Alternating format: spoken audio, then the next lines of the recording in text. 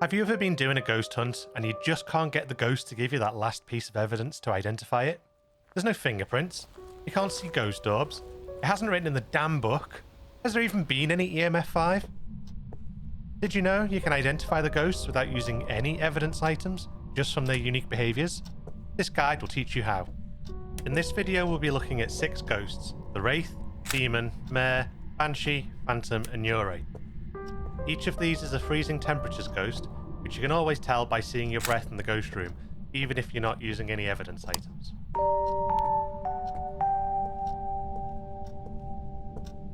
A wraith is one of the most dangerous ghosts you will find.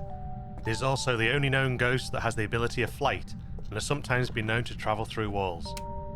Unique strengths: wraiths almost never touch the ground, meaning it can't be tracked by footsteps. Weaknesses: wraiths have a toxic reaction to salt. Evidence: fingerprints, freezing temperatures, and spirit box. Wraiths have a special ability where they can teleport to within 3 meters of a player and set off an interaction, opening or closing a door, throwing an object, even a full-on ghost event.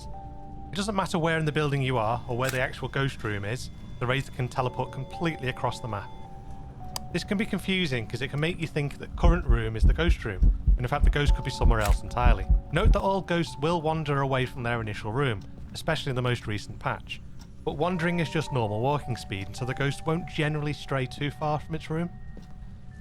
If you get very confused as to why the ghost is suddenly the other side of the map from its room, you probably have a wraith. Wraiths have a unique reaction to salt. When a wraith steps in salt, it increases their activity in a similar manner to smudge sticks.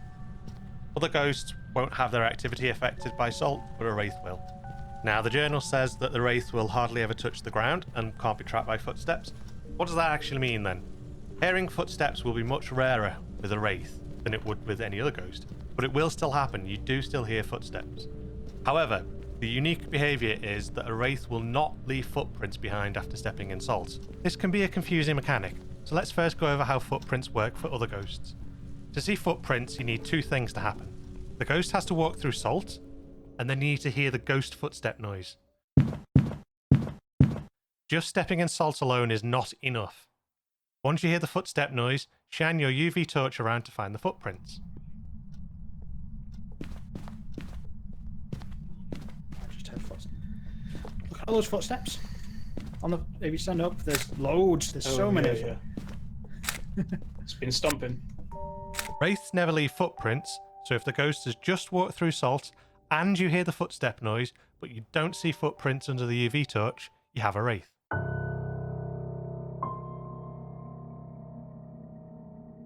A demon is one of the worst ghosts you can encounter. It has been known to attack without a reason. Unique strengths: demons will attack more often than any other ghost. Weaknesses: asking a demon successful questions on the Ouija board won't lower the user's sanity. Evidence: spirit box, ghost writing, and freezing temperatures. Most ghosts can only start hunting you when your sanity drops below 50%. Demons, however, can begin hunting at an average sanity of 65% instead. Demons are also more likely to hunt more frequently, more likely to attack you, or that is, trigger a ghost event. If you have a Ouija board and ask a successful question, your sanity will not drop by the usual 10%. If you play multiplayer, just have one player in the van checking your sanity while you ask the question. Where are you? If they see that your sanity drops after you've asked, then it's not a demon. If your sanity stays where it is a demon. Do bear in mind though that the board will fluctuate a little bit anyway, but a drop of 10% should be noticeable. If you're playing solo, you can still check, but it's best to take the board to the front door of the building first, so you don't lose sanity from being in the dark on your way out. Note that an unsuccessful question, where the Ouija board switches itself off instead of answering, will still drain 40% sanity as normal. These characteristics make demons one of the easiest ghosts to identify without evidence.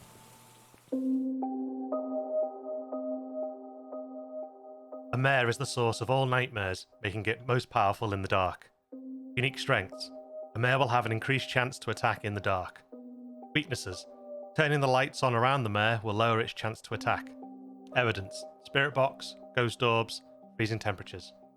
As you can tell from the journal, mares are all about the darkness. They're proper emo about it. Also not actually anything to do with horses.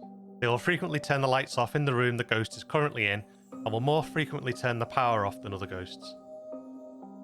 Similar to a demon, The mare can start a hunt at different sanity levels. If the lights are off in the ghost room, then it can start a hunt at 60% sanity instead of the usual 50. If the lights are on in the ghost room, however, it will only start a hunt at 40% sanity. These two behaviours make identifying a mare rather easy if you can monitor your sanity for it.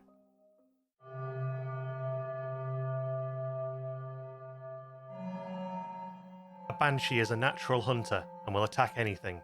It's been known to stalk its prey one at a time until making its kill. Unique strengths: a banshee will only target one person at a time.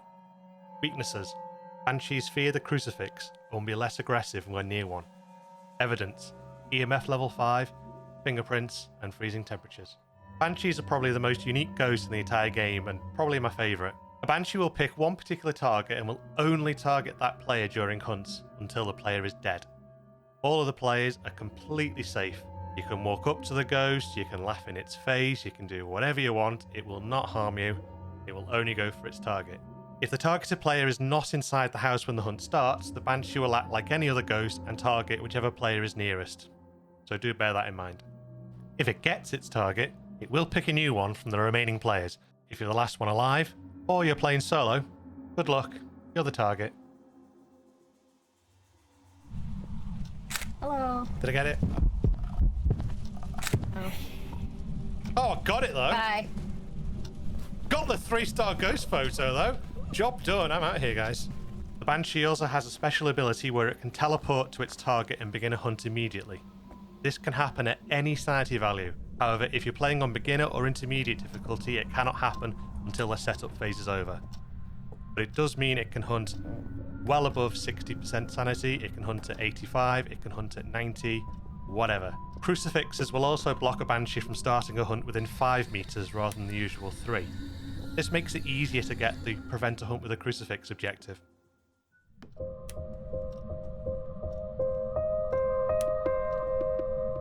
A phantom is a ghost that can possess the living, most commonly summoned by a Ouija board. It also induces fear into those around it. Unique strengths: looking at a phantom will considerably drop your sanity.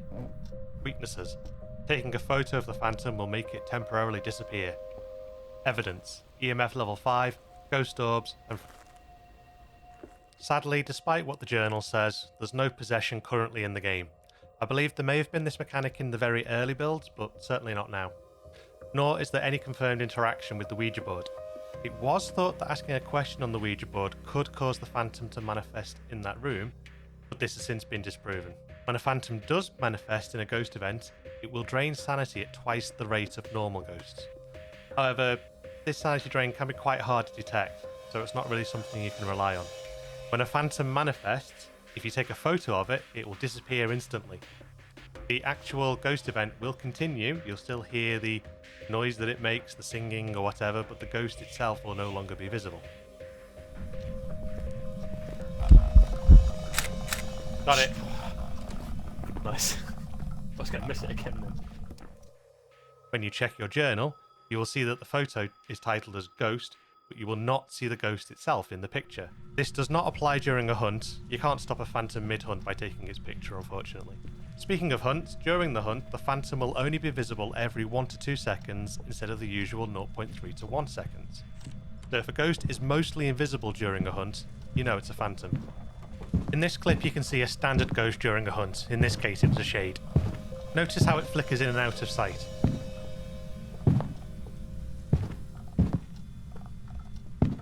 Now compare it to this clip of a phantom. You see the phantom is much less visible.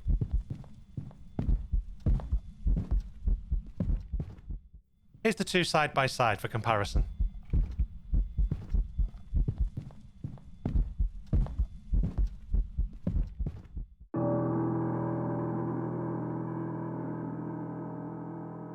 A yurei is a ghost that has returned to the physical world, usually for the purpose of revenge or hatred. Unique strengths: yureis have been known to have a stronger effect on people's sanity. Weaknesses: smudging the yurei's room will cause it to not wander around their location for a long time. Evidence: ghost orb, ghost writing, and freezing temperatures.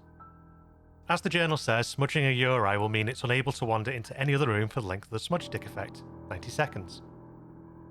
Yureis drain sanity at double the rate during a manifestation and hunt, 0.4% per second, rather than the usual 0.2%. Yureis tend to be found by ruling out the other ghost types when doing no or low evidence runs. Their only unique behaviours are pretty hard to detect, and until recently, the sanity drain increase wasn't working right anyway. Alright guys, that concludes part 1 of the ghost behaviour tutorial, covering the 6 freezing temperatures ghosts and how you can tell them apart. In the next video we'll go over the remaining 8 non-freezing ghosts, so keep an eye out for that one.